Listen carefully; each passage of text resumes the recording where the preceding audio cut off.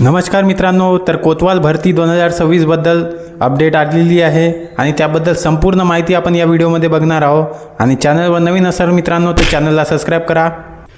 तर महसूल व वन विभाग यांनी 19 ऑगस्ट 2026ला हा GR अपलोड केलेला आहे मित्रांनो। आणि त्यामध्ये विषय जो आहे तो महसूल सेवक कोतवाल पदभरती सन 2026 बाबत, तर त्याबद्दल त्यांनी सर्व जिल्हाधिकाऱ्यांना परिपत्रक पाठवलेले आहे मित्रांनो। तर त्यामध्ये त्यांनी सांगितले आहे की 31 मे 2026 रोजी रिक्त असलेल्या 2912 इतक्या महसूल सेवांच्या जागा ह्या भरण्याबाबत शासनाने मान्यता दिलेली आहे आणि 30 नोव्हेंबर पूर्वी कोणत्याही परिस्थितीत पार पाडली जाईल याची देखील दक्षता घ्यावी असे पण सांगितले आहे। म्हणजे त्यांनी 30 नोव्हेंबर 2026 ही डेडलाईन दिलेली आहे मित्रांनो। यावरून असं समजते की ऑगस्ट सप्टेंबर महिन्यामध्ये याची ॲडव्हर्टाइजमेंट येणार आहे आणि याबद्दल संपूर्ण माहिती आपण या व्हिडिओमध्ये बघणार आहोत। तर कोतवाल पदाची एकूण रिक्त पदांची आकडेवारी आपण बघणार आहोत मित्रांनो। तर एकूण मंजूर पदे ही 12,978 झालेली होती, त्यामधून 10,066 पदे ही भरली गेलेली आहेत आणि एकूण रिक्त पदे ज्यांची आता जाहिरात येणार आहे ती आहे 2,912 पदे। तर हीच संख्या मित्रांनो 31 मे 2026 पर्यंत होती, तर त्याची जाहिरात आता येणार आहे। तर मित्रांनो याची जे जाहिरात आहे ती डिस्ट्रिक्ट वाईज येणार आहे। तर प्रत्येक डिस्ट्रिक्टमध्ये किती वॅकंट आहेत ते आपण समोर बघणार आहोत। तर मित्रांनो आपण सर्वात आधी विभागानुसार रिक्त पदांचे वितरण बघणार आहोत, ठीक आहे। तर यामध्ये सर्वात जास्त जे पदे आहेत रिक्त पदे ते संभाजीनगरला आहेत मित्रांनो। तर 685 एवढे रिक्त पदं ही छत्रपती संभाजीनगर विभाग म्हणून भरले जाणार आहेत। तर दुसऱ्या नंबरला आहे पुणे विभाग, यामध्ये 528 पदे ही भरली जाणार आहेत आणि तिसऱ्या नंबरवर आहे कोकण विभाग, यामध्ये 460 पदे ही भरली जाणार आहे आणि चौथ्या नंबरला आहे नाशिक विभाग, यामध्ये 528 पदे ही भरली जाणार आहेत कोतवालची आणि पाचव्या नंबरला आहे नागपूर विभाग, यामध्ये 404 पदे ही भरली जाणार आहे आणि सहाव्या नंबरवर आहे अमरावती विभाग, यामध्ये 398 ही कोतवालची पदे भरले जाणार आहेत आणि मुंबई शहरात कोणतीही रिक्त जागा नाही आहे मित्रांनो, त्यामुळे मुंबई शहरामधून एकही जागा भरली जाणार नाही। मित्रांनो कोतवालची भरती ही जिल्हा वाईज होणार आहे। तर यामध्ये अशी पात्रता दिलेली आहे की जो ज्या गावातला असेल त्यांनी त्याच गावामध्ये अप्लाय करायला हवे। तर त्यामुळे तुम्ही आपापल्या जिल्ह्यामधले वॅकंट सीट्स बघायला हवे, तर तेच आपण आता समोर बघणार आहोत। तर नाशिक विभागामध्ये नाशिकमध्ये 141 जागा आहेत, तर अहमदनगरमध्ये 101, जळगावमध्ये 86, धुळेमध्ये 47 जागा आहेत आणि नंदुरबारमध्ये 45 जागा आहेत।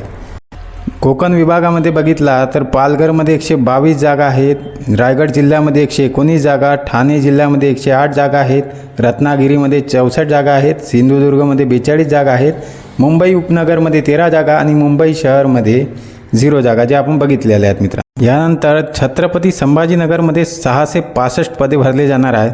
तर त्यामध्ये संभाजीनगरमधून 283 जागा, तर नांदेड जिल्ह्यामध्ये 78 जागा आणि बीडमध्ये 73 जागा, परभणीमध्ये 64 जागा, तर लातूरमध्ये 62, जालनामध्ये 47, हिंगोलीमध्ये 45 एवढ्या जागा आणि धाराशिवमध्ये 35 जागा।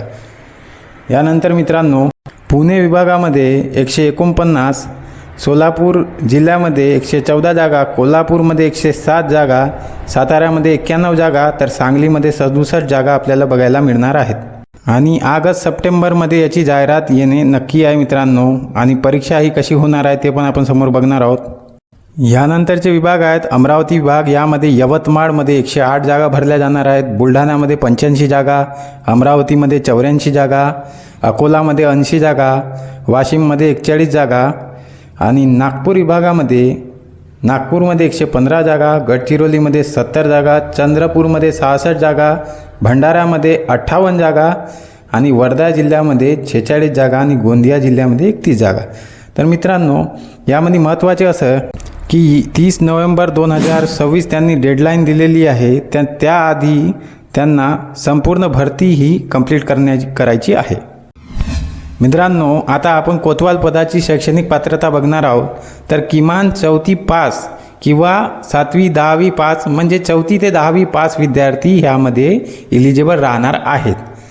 आणि यामध्ये मित्रांनो विशेष बाब म्हणजे कोतवाल पदासाठी अर्ज करणारा उमेदवार प्रामुख्याने त्याच गावचा किंवा स्थानिक रहिवासी असावा.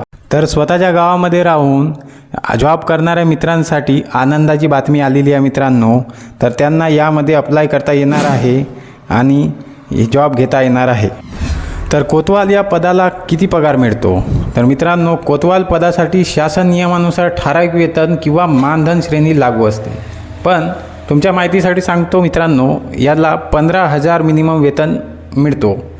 कोतवाल या पदाला 15,000 वेतन चालू आलेले आहे.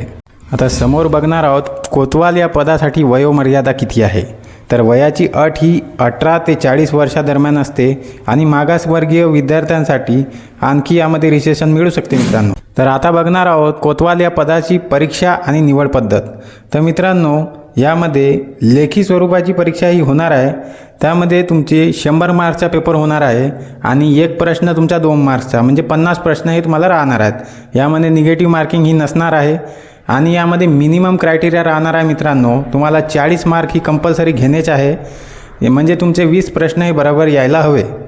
आणि मित्रांनो, यामध्ये सब्जेक्टचे नावं खालीलप्रमाणे आहेत: सामान्य विज्ञान, चालू घडामोडी, अंकगणित व बुद्धिमत्ता आणि स्थानिक प्रशासन, भूगोल व इतिहास आणि त्या संबंधित जिल्ह्याचा इतिहास व भूगोल हे आणि महाराष्ट्राचा भूगोल व इतिहास हे सर्व तुम्हाला पेपरमध्ये बघायला मिळणार आहे.